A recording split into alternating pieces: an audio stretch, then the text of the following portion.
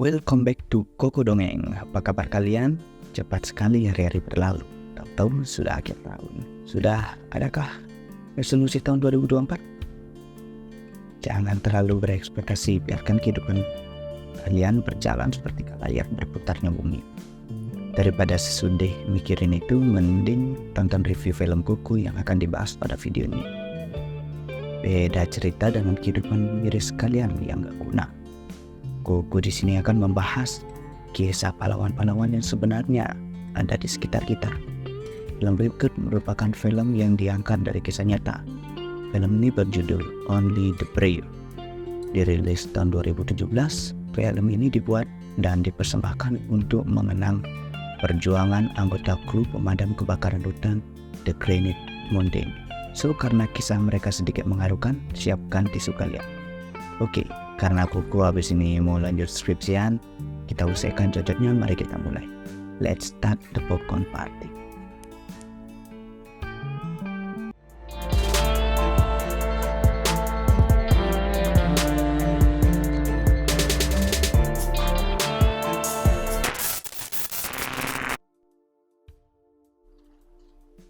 Film dimulai dengan seorang pria bernama Eric menerima laporan mengenai kebakaran hutan di sebuah kota terpencil. Tanpa ragu, Eric segera bersiap-siap menghadapi tugas berat tersebut. Sebelum meninggalkan rumah, dia mengucapkan perpisahan pada sang istri, Amanda. Memberitahukan padanya tentang misi penyelamatan yang timnya terima untuk mengatasi kebakaran di hutan nasional Tuntu. Meski cemas, Amanda hanya bisa memberikan doanya sembari berharap suaminya kembali dengan selamat. Setelah menyelesaikan tugas, Eric melangkah pergi dengan gagah, siap menghadapi tantangan besar demi melindungi alam dan masyarakat.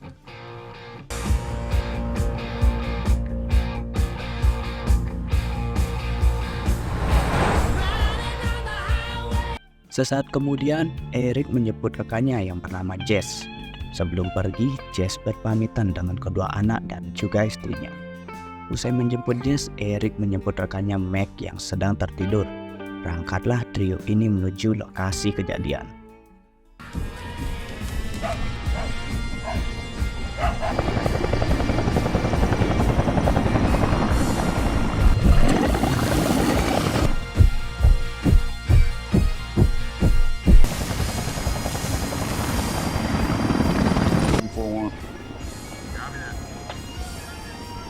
Diketahui Eric adalah pemimpin tim pemadam kebakaran hutan. Terlihat sibuk bersama timnya yang sedang berupaya keras membuat parit pemadam api untuk menahan penyebarannya lebih. Eric mulai mengukur suhu dan kelembapan, sembari memantau pergerakan api. Matanya, ancaman api tampakkan menuju pemukiman warga. Dari situasi itu, Eric segera melaporkannya ke pusat komando, menyarankan perlunya evakuasi segera. Sayangnya, tim pusat menolak tawaran Eric. Eric sendiri tentu saja tidak bisa memaksakan karena nyatanya timnya sendiri adalah tipe 2 yang masih dalam tahap latihan, atau lebih tepatnya belum disertifikasi. Sebagai gantinya, tim pusat memilih untuk mendatangkan kelompok pemadaman tipe 1 yang dari California untuk mengambil alih tanggung jawab penanganan bencana tersebut. Tidak lama kemudian, tim tipe 1 yang dipimpin oleh Smith datang dan dengan hasil pengamatannya, Eric pun menyarankan agar mereka membuat sekat bakar baru di dekat sungai. Smith dengan kesombongannya menganggap dirinya tak pantas diatur oleh Eric, tim tipe 2. Ia juga sempat menyela Eric dan menyarankan untuk tetap ingat dengan tugasnya berjaga di belakang dan membersihkan sisa pekerjaan tim tipe 1. Tak lama kemudian, benar saja,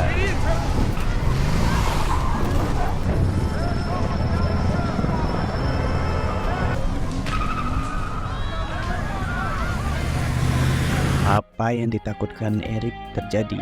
Kobaran api menuju pedesaan, orang-orang pun panik dan berlalu lalang menuju lokasi pengungsian. Beberapa bulan setelah kejadian, seorang pria yang sedang dalam pengaruh narkoboy terlihat memiliki masa depan suram. Pria ini bernama Brandon McDonald. Brandon diberi kabar oleh mantannya melalui telepon. Saat ini Brandon diberitahu bahwa mantannya sedang hamil. Saat itu pula Brandon menemui mantannya untuk menanyakan kabar kehamilan tersebut. Natalie yakin bahwa anak yang dikandungnya tersebut merupakan anak Brandon. Diketahui usia kandungannya yang sudah menginjak 5 bulan. Saat itu Brandon yang sedang dimabuk linting dengan percaya dirinya sebagai penganggur dan pecandu mengatakan ia ingin bertanggung jawab. Natalie yang mengetahui keadaan Brandon yang tidak karuan, ditambah dengan Brandon yang seorang pecandu, Natalie mengatakan ia akan mengurus anak tersebut bersama keluarganya. Natalie juga menyarankan Brandon agar pergi dari kehidupan mereka. Beberapa saat kemudian diperlihatkan Brandon yang diusir dari sebuah klub.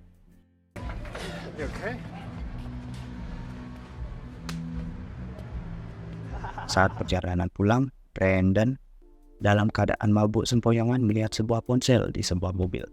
Tanpa basa-basi, ia pun berniat mencuri ponsel tersebut. Seekor tikus berhasil masuk perangkap. Brandon berakhir di jeruji besi.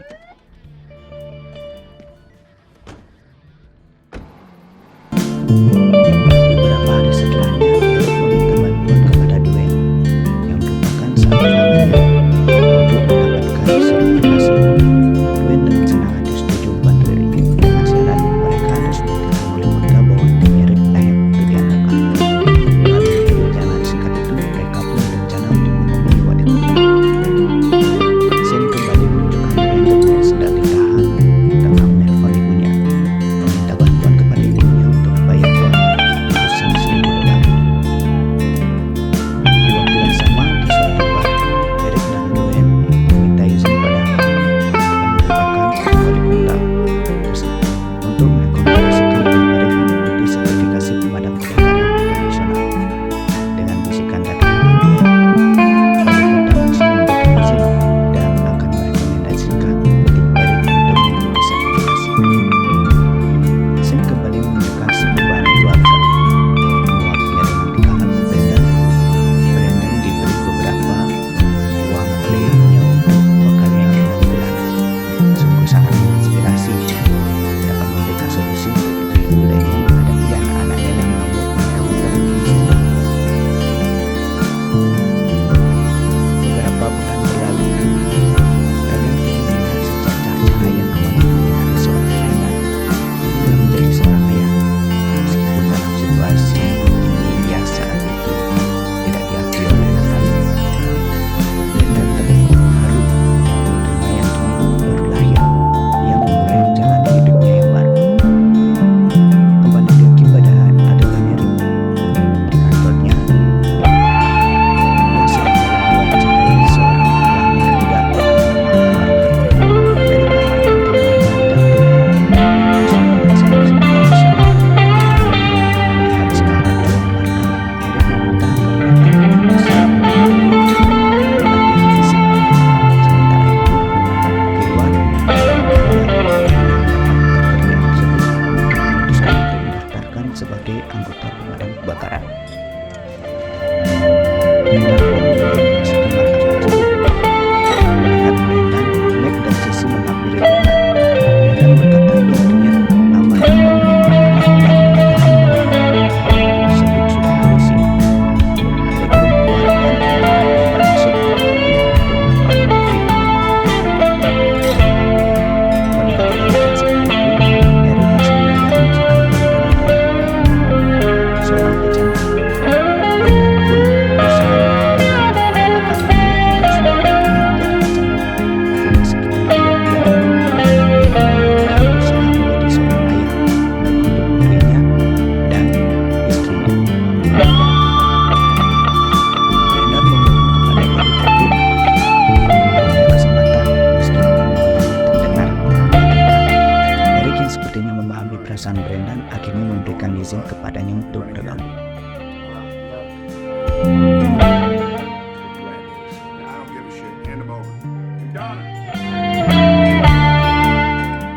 Di tengah latihan fisik, Jesse merasa cemas ketika ada kemungkinan Brandon bisa dalam ini mirip dengan virus dan sejak mahal dalam menghadapi tantangan.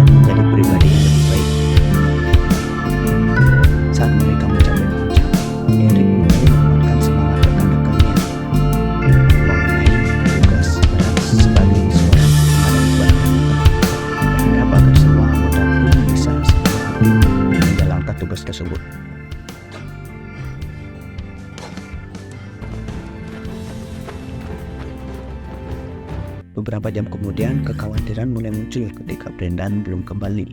Namun tidak lama setelah itu, Jesse memberitahu bahwa Brendan telah kembali dalam keadaan hampir mati. Tetapi Brendan menunjukkan bahwa dia berhasil sampai ke puncak dan kembali ke tempat latihan.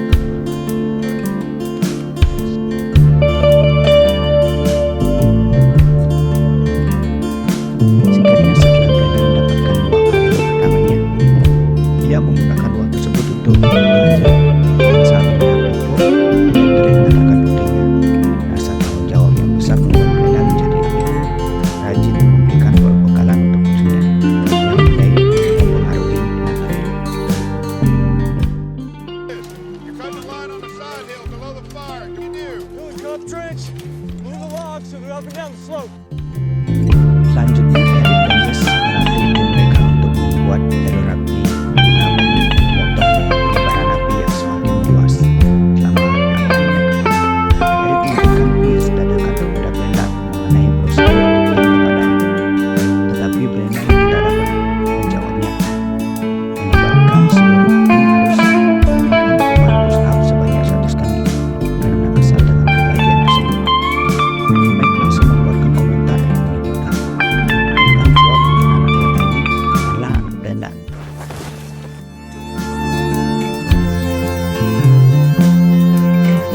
Namun setelah kejadian itu, Mike bisa tidak banyak. Momen berikutnya menunjukkan simulasi perlindungan di mana mereka belajar untuk melindungi diri dari kobaran api jika terjebak di tengah kebakaran. Dalam kesempatan itu, Eric menerima telepon dari Gwen. Memberitahunya untuk segera bersiap-siap menuju pada Manhattan dengan harapan tim Eric bisa mendapatkan sertifikasi menjadi tim Watson. Eric langsung mengumumkan berita tersebut karena melihat kesempatan emas yang ada. Act like we done it before.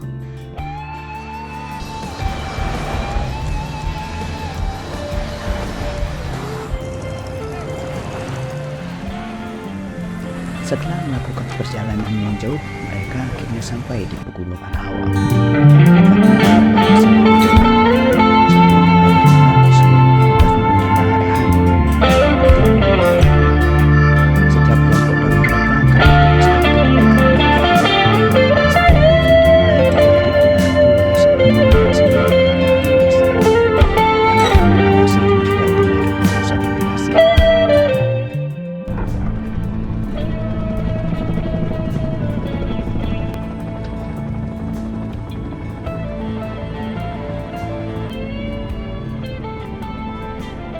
Dalam waktu singkat, Hayes dan Jesse langsung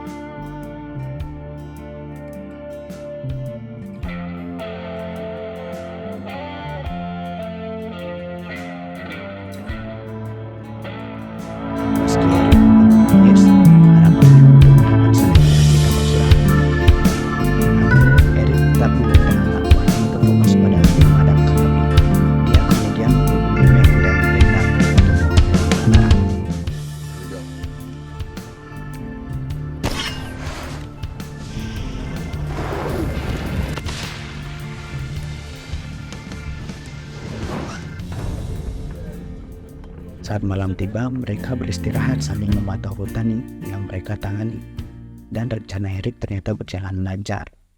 Jess kemudian meminta Eric untuk beristirahat. Keesokan harinya, mereka kembali pulang di antara reruntuhan hutan yang terbakar.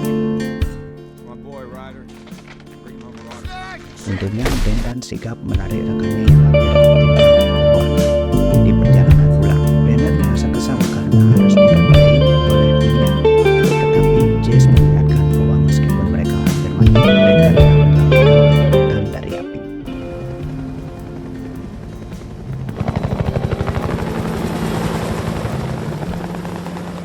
Eric yang merasa kecewa dengan tindakannya, ia memarahi Jess selama evaluasi. Karena hal itu dapat membatalkan sertifikasi timnya.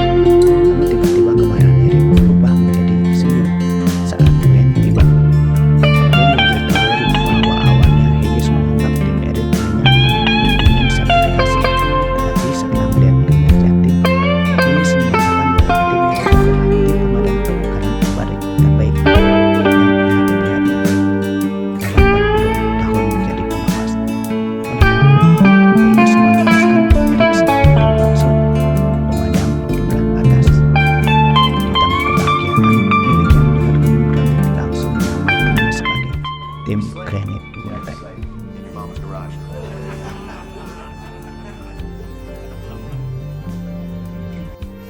Perjuangan akhirnya berbuah manis berkat tanggung jawab Brendan dan kami akhirnya mau menerima Brendan sebagai ayah dan ibunya. Dan dari pertemuan itu hubungan mereka semakin Ladies baik. better listen up. Listen good. There's one thing I know. It's applesauce. Dalam waktu singkat mereka mengadakan perayaan untuk merayakan pembentukan tim Granite United yang merupakan tim pemadam pertama di kota kecil itu. Tak lama setelah itu Brendan melihat Meg yang sedang murung dan mendekat dingin. Meg ternyata sedang bermasalah setelah mengetahui pacarnya berselingkuh dengan seorang polisi, membuatnya harus meninggalkan hubungan dengan Brendan yang tidak memiliki ayah yang segera menolak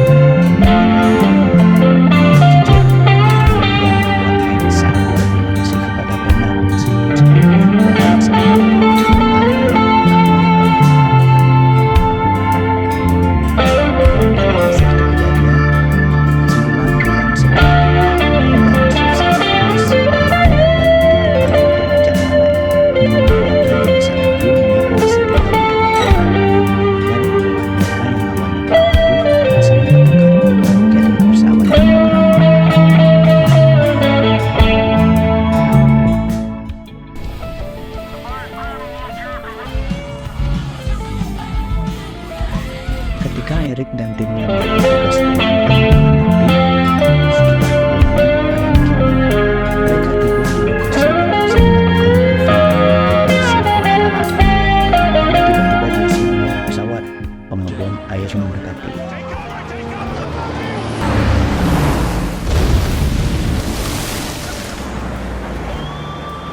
Hampir saja mereka terkena bom air, tapi pilotnya tidak menyadari keberadaan mereka. Meskipun demikian, mereka semua selamat dan segera menemukan nyawa semua.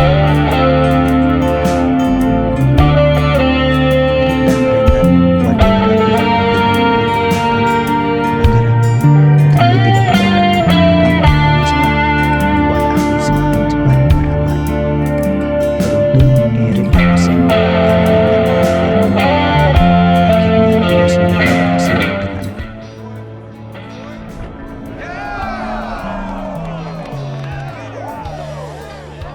dan Jess mengumumkan timnya mendapat tugas baru untuk menangani kebakaran di pegunungan Arizona, di mana api akan merambat ke arah hutan. Mereka juga memiliki tujuan untuk menanamkan pohon berumur ribuan tahun di wilayah tersebut.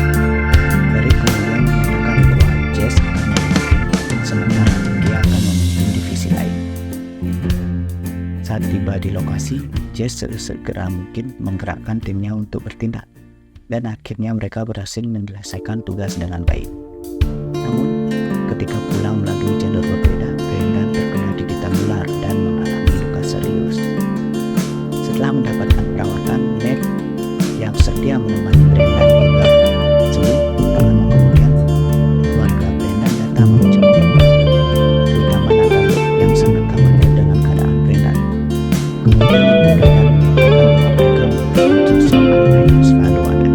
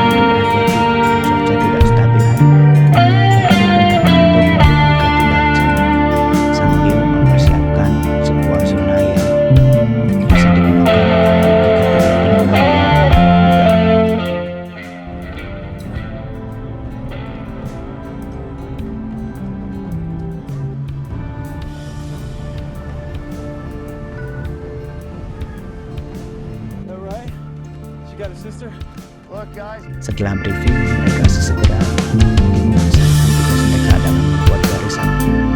Eric melihat situasi semakin buruk dengan angin yang kencang, lalu meminta semua orang untuk bersiap melakukan penyelamatkan.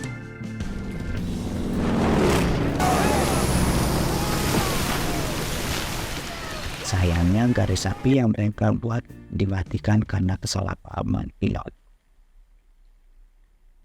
Eric memerintahkan mereka untuk membuat garis api baru di ujung bukit. Sementara, Brendan diminta untuk memeriksa perkembangan cuaca. Alright. See you later. Don't miss me too much.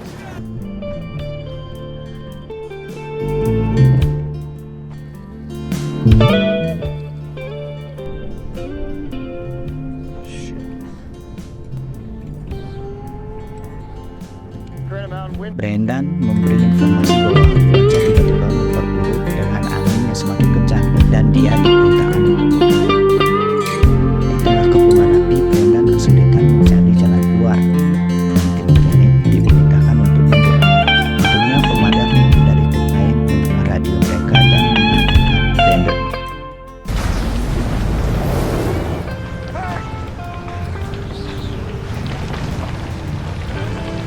Heard you on the radio.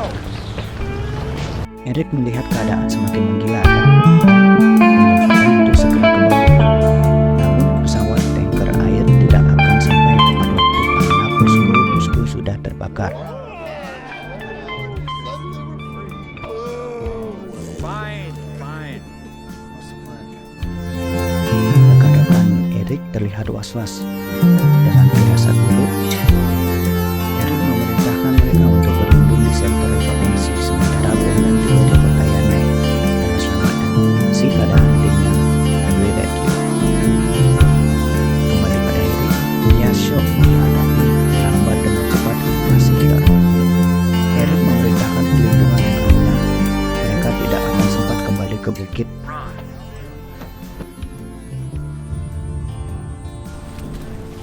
Prepare deployments. Go.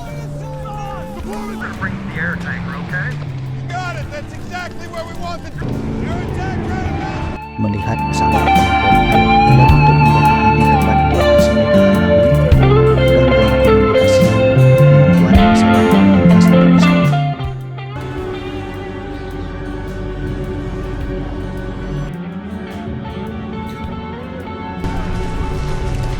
Get your feet to the fire. Fire. You too. Ketika api padam, tim penyelamat mengambil pendek di antara puing-puing api. Di sana,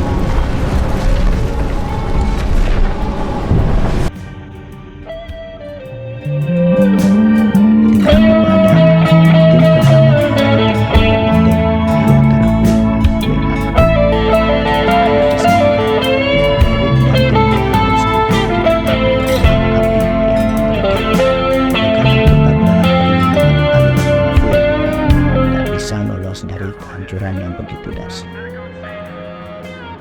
19. Confirmed.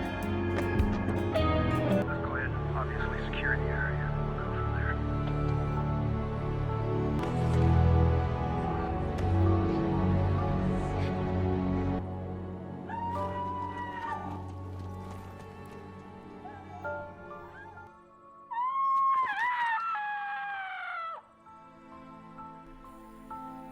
Sebentar kemudian, Brendan pun menuju tempat berkumpul di aula sekolah, guna mengumumkan kepada keluarga korban dan masyarakat. Sementara itu, Dwayne bersama istri dan Amanda sedang dalam perjalanan menuju lokasi tersebut. Mereka menerima informasi melalui telepon bahwa 19 anggota tewas dalam insiden tersebut. Hanya satu yang selamat. Ketika tiba di lokasi, kegelisahan merajalela di antara keluarga dan anggota pemadam setelah mendengar kabar tim Granite Mountain yang terkena dampak langsung dari api. Mereka merasa cemas dan ingin tahu siapa satu-satunya yang berhasil selamat dari insiden tragis tersebut. Pada malam itu, Brendan baru saja tiba di tempat kejadian dan terkejut melihat pemandangan menyedihkan dari para keluarga korban yang telah kehilangan harapan, menyadari bahwa yang selamat adalah dirinya.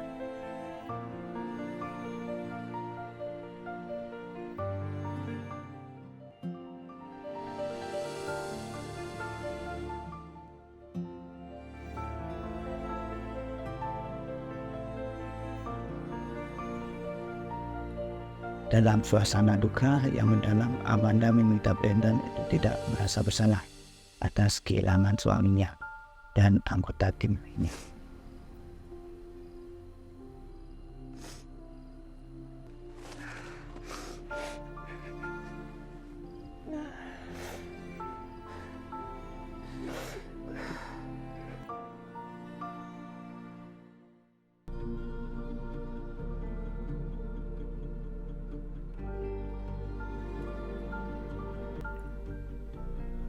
Bagaimana? Ending yang sangat mengharukan bukan? Lebih menyedihkan dari kehidupan kalian. Untuk merasakan bagaimana filmnya, Kuku sangat menyarankan kalian nonton filmnya langsung. Ditambah dengan film ini diangkat dari kisah nyata, guys. Di bagian akhir film ditampilkan foto-foto para petugas Granite Mountain yang meninggal dalam tugas mereka. Brandon adalah satu-satunya yang selamat dari tragedi itu. Menceritakan peristiwa tersebut yang kemudian diadaptasi menjadi film terbaik. Pada adegan penutup, catatan sejarah mengungkapkan bahwa tim pemadam Granite Mountain diakui sebagai pahlawan terbaik pemadam kebakaran, menjadi satu-satunya tim yang mencapai